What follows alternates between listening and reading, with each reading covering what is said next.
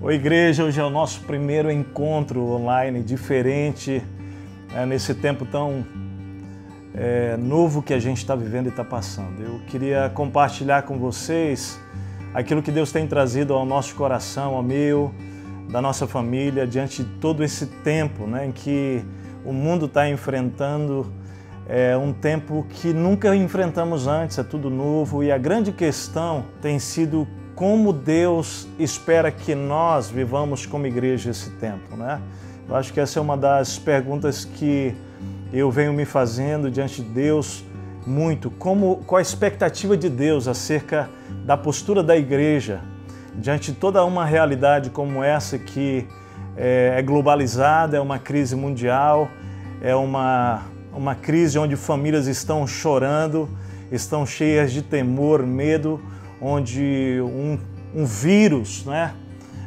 toma uma proporção realmente assustadora e que causa pânico, causa insegurança, causa medos, dúvidas. Como a gente lida com isso? O que Deus espera de nós como igreja num momento como esse? E como essa é uma jornada que nós vamos fazer nos próximos 40 dias, eu queria que realmente essa primeira palavra pudesse nortear, nos dar a direção para que a gente pudesse caminhar de uma maneira que fosse bíblica diante de uma realidade onde a gente está ouvindo tantas coisas de todos os lados, as impressões vão surgir. Por isso eu entendo que é muito importante a gente entender o que Deus tem para falar conosco, seu povo, sua igreja, diante de momentos como esses. E o texto que me veio ao coração, na verdade, que Deus falou comigo, com a Martinha, nossa família aqui, é o texto de 2 Crônicas, capítulo 7, versículo 14. Na verdade, o 13 e o 14. Diz assim: se eu fechar o céu para que não chova, ou mandar que os gafanhotos devorem o país, ou sobre o meu povo enviar uma praga, se o meu povo que se chama pelo meu nome se humilhar e orar, e buscar a minha face e se converter dos seus maus caminhos, eu ouvirei dos céus, eu perdoarei os seus pecados e eu sararei a terra. Esse texto ele é bem conhecido, mas eu queria olhar para o contexto do que acontece bem dentro desse versículo, e as palavras anteriores a esse versículo vão nos ajudar a entender a força que essa orientação divina ao povo de Israel tem. Primeiro, se você olhar o capítulo 6, você vai encontrar um momento muito bonito, onde Salomão está consagrando ao Senhor o templo de Jerusalém, aquele templo que o seu pai Davi queria muito construir em Jerusalém, e que Deus disse para Davi que não seria ele que construiria, seria o seu filho Salomão, e Deus cumpre essa palavra. Se você ler com calma o capítulo 6 do segundo livro de Crônicas, você vai perceber isso, e esse momento aqui é muito lindo no capítulo 6, porque tem uma oração de consagração que Salomão faz, e então há festa, o momento é de celebração, o momento é de consagração, é momento de louvor, onde os levitas começam a adorar a Deus sobre os feitos de Deus, e é muito bonito porque a frase que surge dos lábios do povo é de que o Senhor é bom e que o seu amor dura para sempre. E os versículos 1 até o versículo 10, você vai ver esse tempo tão gostoso em que o povo de Israel está celebrando uma grande conquista, um momento de vitória, um momento de que algo que Deus havia dito que faria, Deus de fato tornou uma realidade, e há uma grande festa no meio do povo de Deus, um tempo de comunhão, sacrifícios de comunhão. É até muito interessante perceber no versículo 4 e versículo 6, quando eles oferecem sacrifícios, que o rei Salomão oferece sacrifício de 22 mil bois e 120 mil ovelhas. Imagina isso no Rio Grande do Sul, seria uma grande festa, Agora, o que é curioso aqui é que logo depois desse tempo de festa, de conquista, o texto diz que Deus chama Salomão para uma conversa muito interessante. E eu queria ler com você o versículo 11 e 12, porque diz assim, que quando Salomão acabou de construir o templo do Senhor e o palácio real, executando bem tudo que pretendia realizar no templo do Senhor em seu próprio palácio, o Senhor lhe apareceu de noite e disse. Então, a história, então, mais ou menos é isso aqui. Eles estão celebrando vitória, conquista, uma realização de algo que Deus havia prometido, que era o Templo de Jerusalém. Mas agora, depois de toda essa festa em que o povo havia voltado para suas casas, Deus aparece para Salomão e chama-o para uma conversa à noite. E é exatamente a partir daqui que eu queria que você entendesse o que Deus está querendo ensinar para Salomão. Primeiro ele diz assim: ouvi sua oração, Salomão. Salomão era o rei de Israel, né? E escolhi este lugar para mim como um templo para sacrifícios. E aí ele diz assim: mas agora, preste bem atenção, é mais ou menos isso que Deus está dizendo.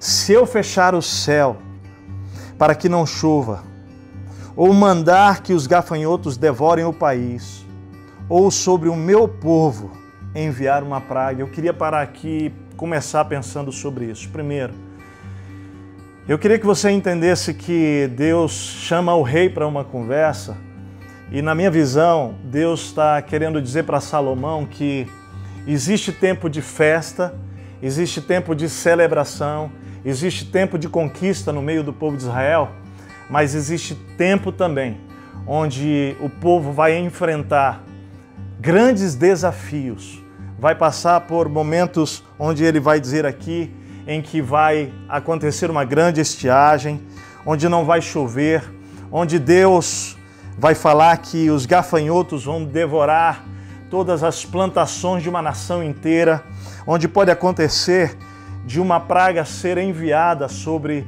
uma nação, e eu diria sobre o mundo todo. Esse é o momento que estamos enfrentando. Eu queria que você entendesse que há algumas lições importantes aqui para a gente tirar. Primeiro, Deus está conversando com o rei Salomão. E eu acredito que aqui há uma palavra de temor para a gente, muito grande. É que Deus está dizendo para Salomão que, enquanto rei, ele está debaixo de um poder, de uma autoridade que é maior do que a que eles têm nas mãos. Quer dizer, o rei não pode impedir que coisas dessa proporção possam acontecer contra Israel e contra o mundo inteiro. Isso já nos ensina um primeiro princípio, queridos, que nós estamos debaixo de um poder limitado, de um governo humano que ele tem realmente um limite, e que Deus está acima de todas as coisas que estão acontecendo. O texto é bem importante a gente observar os detalhes. Porque Salomão, ele diz assim, Deus diz para Salomão assim: se eu fechar os céus, se eu, mandar que os gafanhotos devorem o país, ou sobre o meu povo enviar uma praga.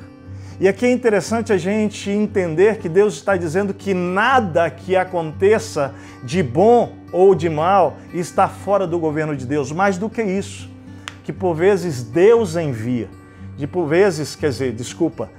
que é Ele quem envia, é Ele quem está controlando todas as coisas.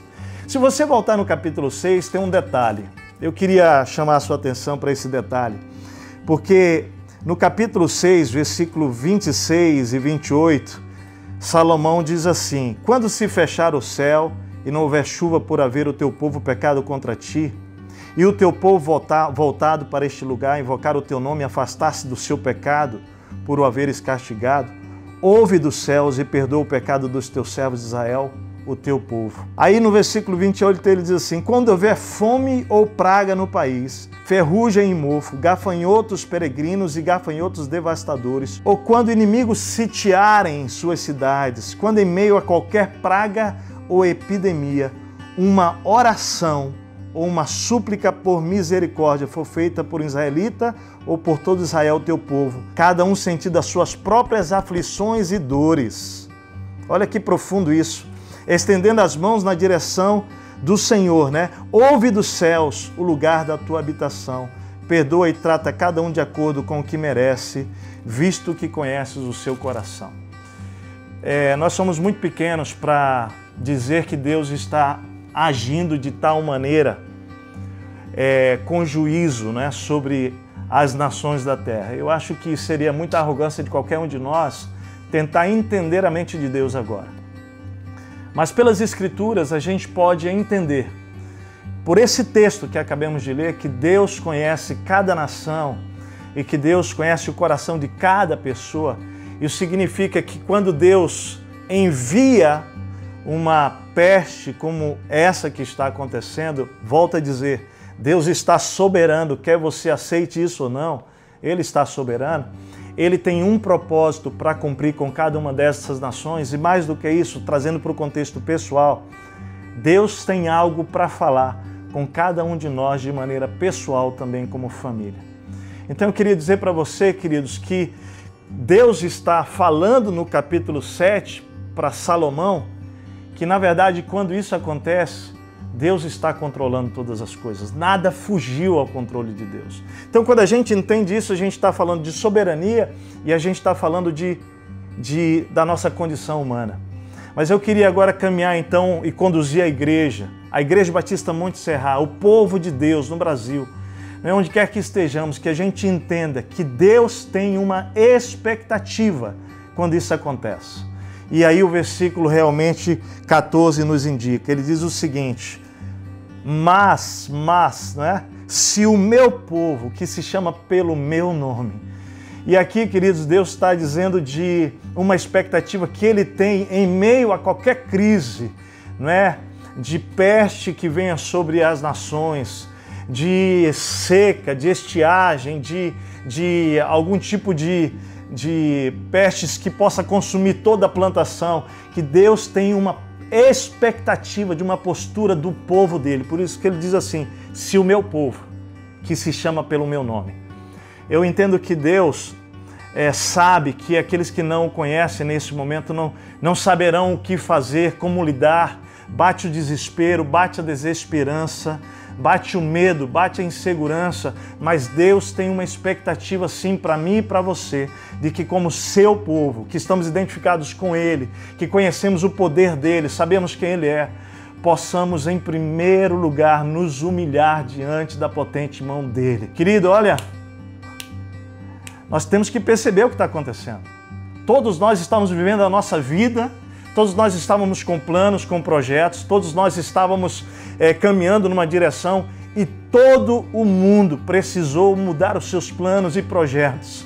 Todos nós tivemos que admitir que não temos controle sobre as coisas. E isso, querido, tem uma mensagem muito profunda, que nós precisamos assumir o nosso lugar, nos humilharmos diante do Senhor, que é todo-poderoso, e dizer, Senhor, nós tememos o Senhor, nós não somos nada e ninguém. Nossa família tinha uma viagem marcada agora que planejamos há 2 anos e meio. Né? Comentamos isso com você, temos comentado com a igreja, era um momento de tanta expectativa, mas querido, já na sexta, sábado, Deus foi trabalhando o nosso coração e foi muito bonito quando domingo ainda a gente disse que não iríamos mais, não sabíamos que as coisas tomariam todo esse rumo que está tomando e que vai tomar, e Deus colocou muita tranquilidade no nosso coração, mas foi claro para nós, claro, de que o homem faz planos, mas de fato quem dirige os passos é o Senhor.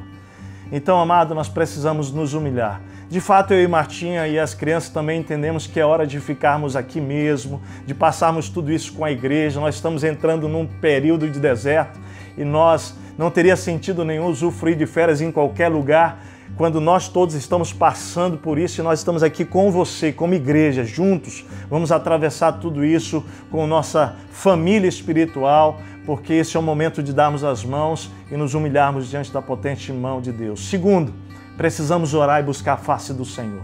É tempo de buscarmos a Deus. É tempo realmente de darmos as mãos e nós jejuarmos, orarmos pelo mundo inteiro, pelas nações, orarmos pelos nossos governadores, autoridades, por todos os profissionais da área de saúde, para que eles possam ser inspirados por Deus para encontrar uma solução e uma vacina, alguma coisa que Deus vá trazer realmente para que possa salvar pessoas, não é? Porque dia a dia nós temos perdido muitas pessoas. Nós precisamos clamar ao Senhor, confiando que Deus é capaz de realmente abençoar e nos ajudar diante de tudo isso. Precisamos orar para que Deus dê forças, para que Deus possa unir as famílias nesses momentos. Precisamos, mas o texto termina dizendo que nós precisamos nos converter dos nossos maus caminhos. Nós precisamos nos arrepender da nossa arrogância, nós precisamos olhar para os nossos pecados e perceber que no meio de toda essa vida que estávamos vivendo, talvez nós estávamos nos afastando do Senhor. Nós estávamos cada vez mais perdendo o foco daquilo que importa, daquilo que vale a pena. Estava ouvindo hoje de um querido amigo nosso, ovelha, que faz parte do nosso rebanho, ele compartilhando como hoje impactou a vida dele. Ele sair na nossa cidade, ele é um corredor, e saindo cedo para correr, dizendo, olha, há muito tempo que eu não via mais pais passeando com seus filhos, mães passeando com seus filhos. Eu sempre saía para correr logo cedo e via muita gente nas ruas com seus cães, com seus cachorros. E hoje foi um impacto para ele observar que algo lindo estava acontecendo nas ruas de Porto Alegre. Meu querido, eu quero dizer para você que eu acredito, eu creio de todo o meu coração que o que está acontecendo e o que Deus está querendo é chamar a nossa atenção, amado, para que nós possamos olhar para dentro de nós, olhar ao nosso redor, olhar para a palavra de Deus e perceber o que nós fomos perdendo na nossa jornada, o que nós fomos abrindo mão, quais foram os valores que foram saindo pelas nossas mãos e que nós nem notamos, queridos, porque talvez nós estejamos muito distantes.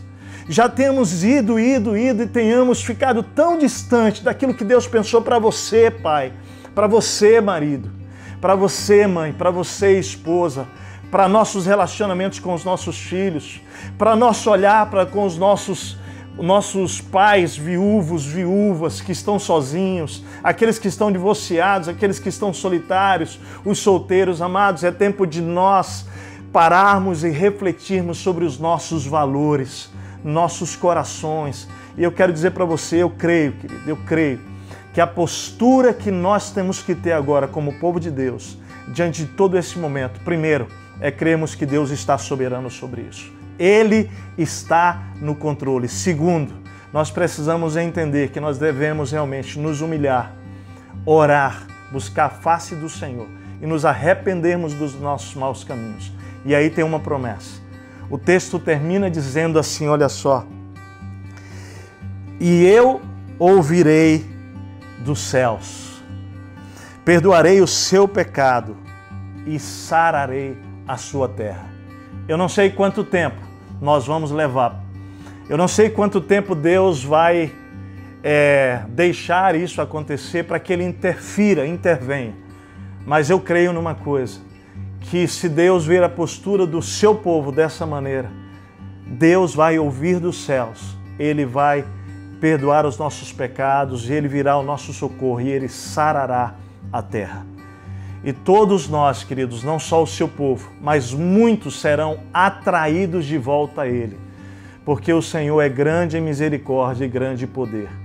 Queridos, que nós possamos orar pelas famílias que estão passando já por dores, que nós possamos ter responsabilidade sim agora, não é muito, de amarmos e cuidarmos de maneiras criativas, não deixarmos de amar e cuidar, mas usando toda a tecnologia para isso. Eu creio que é tempo sim de nós de maneira diferente podermos realmente nos unirmos muito mais como povo de Deus e como família e fazermos diferença em Porto Alegre, em Canoas, Zona Sul, Gravataí, Viamão, lá no Vale dos Sinos, lá em Santa Cruz e até os confins da terra, para a honra e para a glória do Senhor Jesus. Que Deus abençoe vocês, que você possa meditar nisso, refletir com profundidade com a sua família e que possamos crescer nesses 40 dias que viveremos juntos para a glória de Deus, num formato diferente, mas unidos, porque igreja não é prédio.